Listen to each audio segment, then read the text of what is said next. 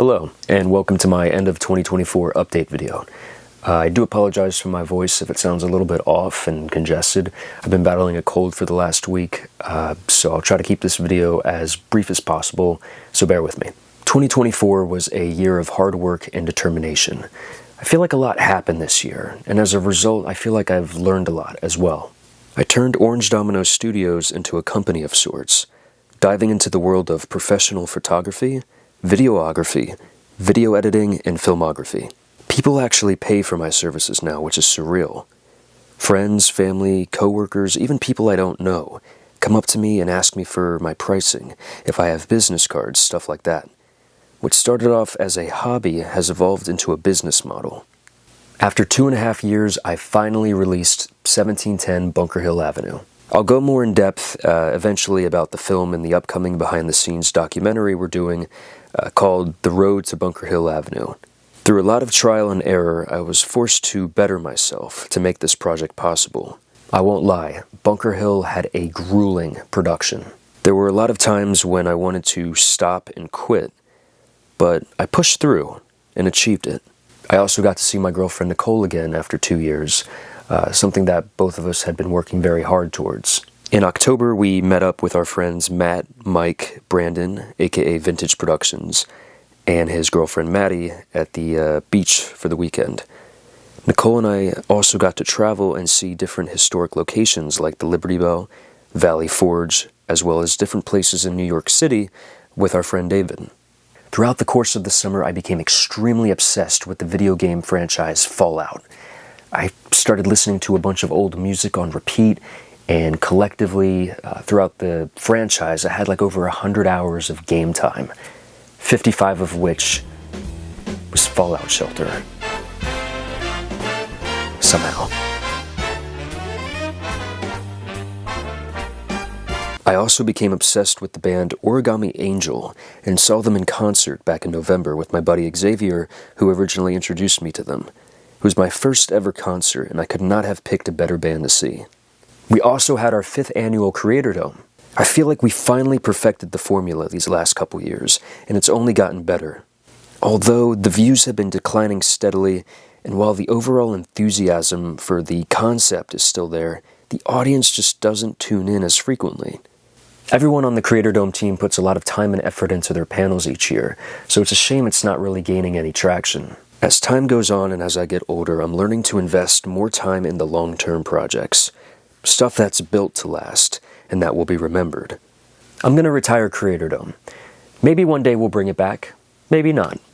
But until further notice, Creator Dome 5 will be our last event. Which leads us to our last topic.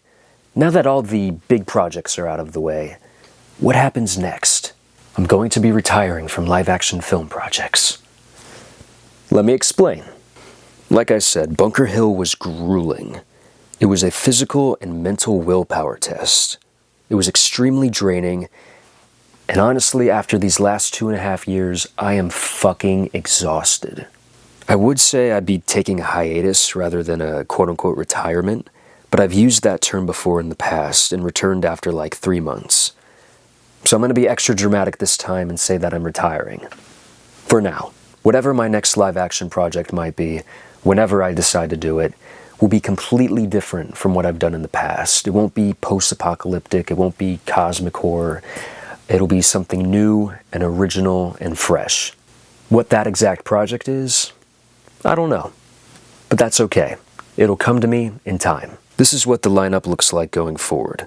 I'm going to finish editing and release Lookalike, an audio drama series I've been producing alongside Caleb Scott. After 5 years of talking about it, I'm going to be finally working on the Smoothies graphic novel, City of Shadows, as well as my recently announced dark fantasy novel, Atrocity Slayer. The analog horror stuff isn't going anywhere, I promise. I'll be finishing up the Emissaries files later in 2025 or early 2026 at the latest, depending on what my schedule is like. There are 2 more major installments in the Emissaries files that still need to be released. Whitby's Night of Terror, and the grand finale, Tragedy on Mount McKinley, that we've been slowly building up towards since The Cosmic Wanderer, as well as a one-off kind of project, I guess you could call it, called The Star Wizard Child. That project is it's been put on the back burner for a while, and with Bunker Hill and everything getting in the way, I didn't really have time or the motivation to work on it. But I think I posted it on my community post, like summer 2023. Like, I started promoting it super early. It's like the weird picture of me as like a kid or a baby with like a full set of teeth and black eyes. It's a weird story, but it goes, just to give everyone like more in-depth detail, it goes in depth with the Astral Brotherhood and kind of shows that, because like, you know, we always hear about them on like VHS tapes and everything. What about like a story where, you know, you see them up close and personal? So I thought that was like a cool concept. But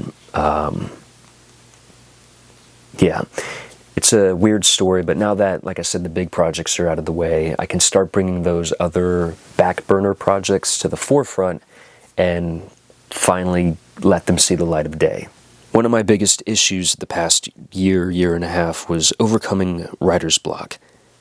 I get writer's block when I become overwhelmed and don't enjoy making the specific project anymore. I've come to realize the key to achieving stuff, at least for me anyway, is not forcing yourself to do it. Only do it when you want to. Now, that might not be ideal for the YouTube algorithm, as I know it rewards content creators that post consistently, constantly, and partake in their YouTube shorts, brain rot, slop. You know, I'm not one of those people. At least I try not to be. I make my videos and my movies for me, not because I'm trying to like build my way up through the algorithm and I'm trying to like battle and be like, oh my god, guys, like Mr. Beast, like, oh my god, like, you know, I just gave people $1 billion and I'm gonna let them fight to the death over it. Like, oh my god, guys, no way.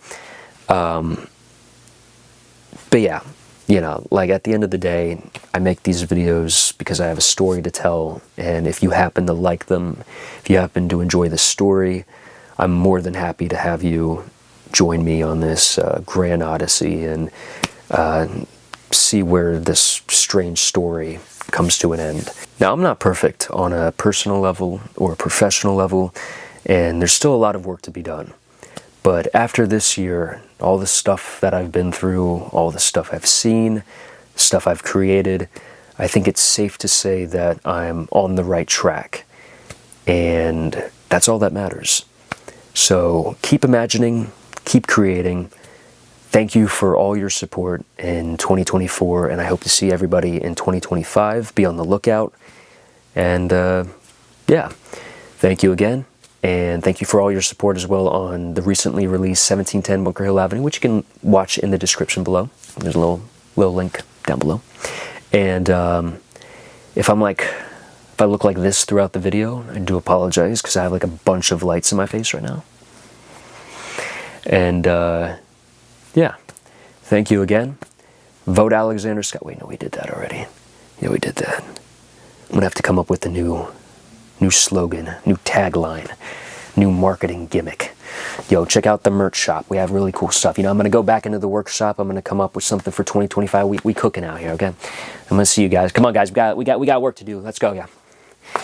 Gotta work on these graphic novel. Atrocity Slayer. Shit, y'all. Hey, what the fuck? Oh shit!